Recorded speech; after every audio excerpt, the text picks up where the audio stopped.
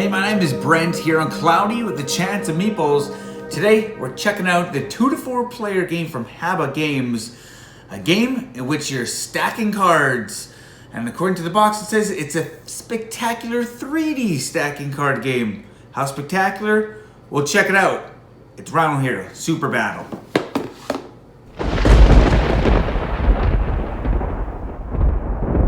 Okay, so the radar overview for Rhino Hero Super Battle.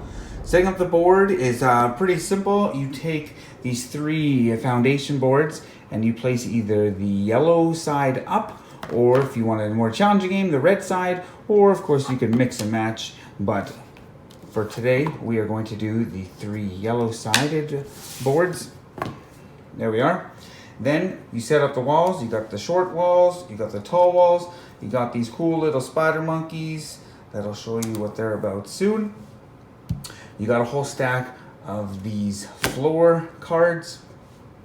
You shuffle those out and deal 3 to each player. Then you make a line of 3 more so that after you play one, you draw one back in your hand. You got some dice. This little badge for whoever is the highest. And then of course, these are sweet. You have all the characters. You got Big E, you got Giraffe Boy, Batgwin, and of course, as the name of the game, Rhino Hero. Each player takes one of those. So for today, how about we do Rhino Hero versus Big E. So on a player's turn, it's pretty simple. First things first, they take one of their cards and they build it. So let's just say the person playing Big E starts. They would take this card, they would take 2 small walls, and they would build. So if you build on the bottom foundation, it has to, your card or your walls have to be on these build points, and then you put your wall on top, or your floor, sorry.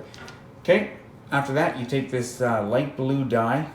It's got 0, -1, 1, 2, and 3, and you roll that, and that's how far up the tower you go.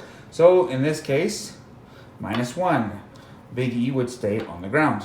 They would draw up to 3 cards, replenish this, and then it would be the next player, Rhino Hero. So let's just say he's gonna play this one. 1 short wall, 1 tall wall, and a spider monkey. Let's see how this goes. We got the short wall, let's say here. The tall wall, let's say here. They put it on that. Then you take the spider monkey, hang him by the tail or the claw or the hand. You put it on there, and there you go. So let's just say Rhino Hero is there at some point in the game, and Big E, let's say, builds just a short wall. It can be anywhere, so he's gonna build like this and like that. And let's say, for example's sake, he rolls a 2. There's 2, 1, 2. He comes and he is now battling Rhino Hero, and that's where these dice come in. Rhino Hero was the one that was there, and Big E is coming up or moving onto the floor where Rhino Hero is. So the attacker always gets the red die, and the defender always gets the blue one.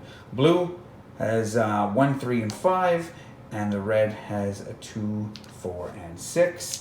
So they would roll these together, and the attacker would win 6-1. So that means Rhino Hero would then have to move down, and of course the player would have to move his character, and that would mean Big E, that player, would be the highest. This token would then go to that player, and it just keeps going around the table until the tower collapses, or in the rare case you've used all of these floor tiles. Whenever the tower collapses, whoever is holding on to this badge is the winner, unless the person who's holding on to this badge makes the tower fall down. Then everybody else is the winner, and that is how you play Rhino Hero Super Battle.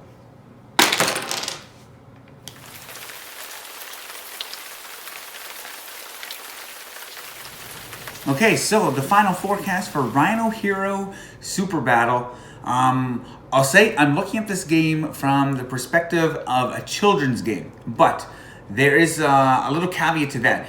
Yes, it is a children's game, but I've had just as much fun playing this game with friends and adult as I have with children. So let's go for that.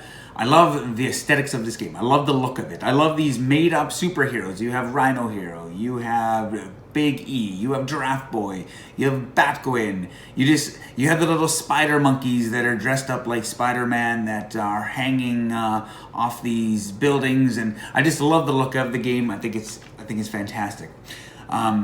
It says it plays from ages 5 to 99, and I have to say I think that's accurate. Although for our kids, I started teaching this game to our daughter, who is then 2.5. She's almost 5 now. So she was 2.5, and the first few times she played it, and I want to say the first few, it was only a handful of games, she would just put the tower on and try to put the floor on, and it would fall over. So it took her a little bit of time to figure it out, but man, you can see the leaps and bounds in hand-eye coordination after just a handful of plays that she was starting to figure out how to put these walls up and these floors. So I thought that was fantastic. This game I've played with my 3-year-old. When she was 3, I played it with her, as well as my 82-year-old grandmother and my 87-year-old grandfather. So this game is what I want in board gaming. Like a chance to bring people of different ages together, different backgrounds together, just to enjoy time together, have fellowship, create memories, and to me, that is what board gaming is all about. That is why I love board gaming. So for a game that can pull together that big of age gap, I think is fantastic. And it was just that day, that memory just is so strong in my mind, and I absolutely love that about this game.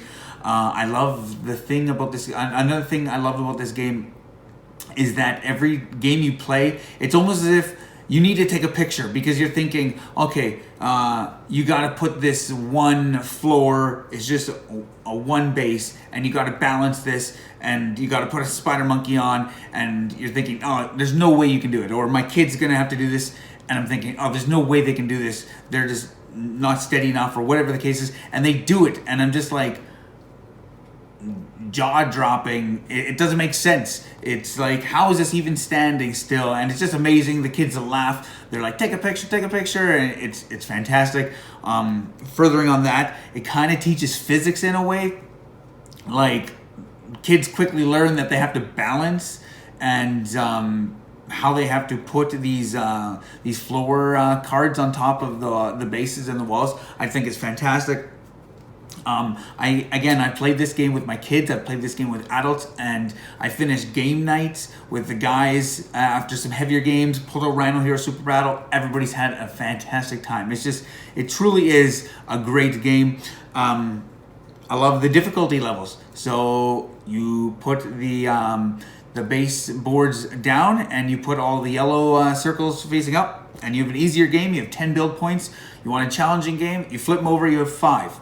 If you want a medium game, just do 1 hard one and 2 easy ones, or 2 hard ones and 1 easy one, or whatever the case is. You can mix it up. I find it fantastic. The original game, Rhino Hero, also comes with a little Rhino Hero character, and you can actually add that one into this one, so you can make it a 2 to 5 player game. And you know what? 20% more people means 100% more fun. Not very good at math, but you get the drift. It just adds another player and just that much more fun. I will say maybe a negative is the dice rolling. So you roll the die to move up or down the tower, and obviously you're trying to get up.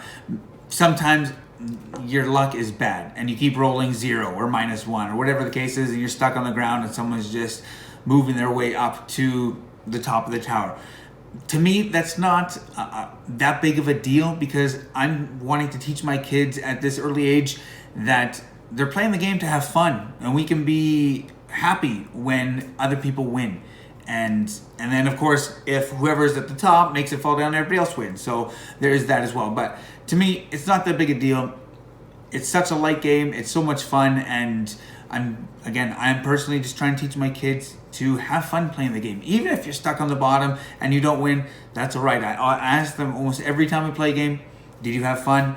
And I try to get the answer of yes every time, regardless, win or lose. The world's a competitive place, and they're going to learn that competitive nature as they grow up. So I'm just trying to foster something of just let's have fun.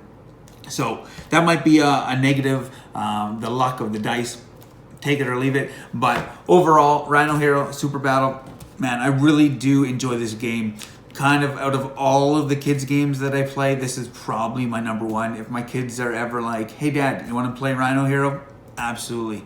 It's so much fun. Seeing the tower at the end is so much fun to see their excitement of them putting a piece on or having to put a spider monkey on, and just that tension. So for the probability scale, or for Cloudy with a Chance of Meeples, yes, it is a kids game, and it's not the deepest game, but for multiple reasons, including being able to have great memories playing this game with my grandparents and my kids, and just the memories that it's created. I'm giving it a 90% Chance of Meeples. I really, really think it's that good.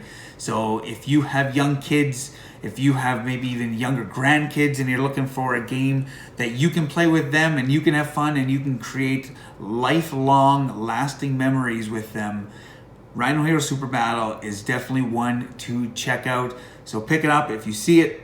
Until next time, keep your umbrellas handy. The forecast is cloudy with a chance of meeples.